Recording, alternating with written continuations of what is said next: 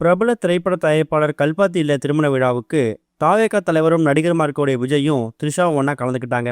அதுலயும் ஒரே colour dress போட்டுக்கிட்டு ஒரே கார்ல வந்து ஒண்ணா இறங்கின விஷயம் விமர்சனத்துக்கும் பேசு பொருளாகவும் மாறி இருக்கு. காரணம், விஜயோட மனைவி சங்கீதா இப்ப ரீசெண்டா விவாகரத்து கேட்டு கோர்ட்ல ஒரு மனு தாக்கல் பண்ணிருக்காங்க. அதுல விஜய் ஒரு நடிகை கூட திருமணத்தை மீறிய உறவுல இருக்காங்க அப்படிங்கிற மாதிரி தெரிவிச்சிருந்தாங்க.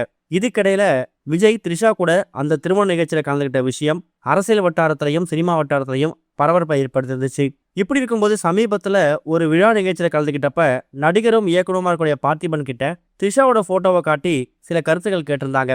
அதுல அவர் என்ன சொல்லியிருந்தாருன்னா, இந்த குந்தவையை கொஞ்ச நாளைக்கு வீட்டுல குந்த வச்சா பிரச்சனையே வராது, எல்லா விஷயத்தையும் வெளிப்படையா பேச முடியாது, எல்லா கவிதைகளையும் ரசிக்க முடியும், சில கவிதைகளை வெளிப்படையா வாசிக்க முடியாது அப்படின்னு தெரிவிச்சிருந்திருக்காரு.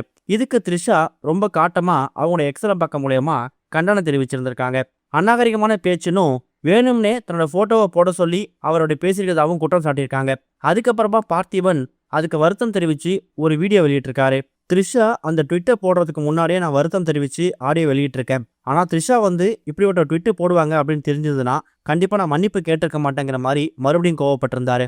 இதை பற்றி இப்போ ரீசெண்டாக மறுபடியும் 2 பாகங்களாக ஒரு வீடியோ வெளியிட்டு தோழர் நல்லக்கண்ண உடல் தானம் செஞ்சது மாதிரியே நானும் என் மனைவியும் உடல் தானம் செஞ்சிருக்கோம், இதே மாதிரி நடிகை த்ரிஷாவோ உடல் தானம் செஞ்சிருக்காங்கன்னு கேள்விப்பட்டேன். இவ்வளவு கசப்பான விஷயங்களை மீறி தன்னோட திரைப்பட நட்சத்திரத்தை தாண்டி உடல் தானம் செய்ய வந்த த்ரிஷாவுக்கு என்னோட பாராட்டுகள், வாழ்த்துக்கள்.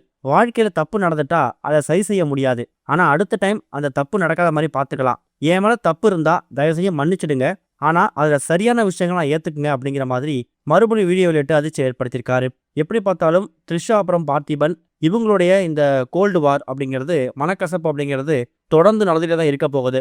இதில் நடுவில் மாட்டிட்டு முடிக்க போகிறது யாருன்னு கேட்டிங்கன்னா தளபதி விஜய் அவர்கள் தான். தளபதி விஜய் அவர்கள் பார்த்திபனுக்கு ஒரு நெருங்கிய நண்பர் அப்படிங்கிறத பல மேடைகளில் பார்த்திபன் தெரிவிச்சிருக்காரு. கூடிய சீக்கிரம் அவரை வந்து இன்டர்வியூ எடுக்கணும்.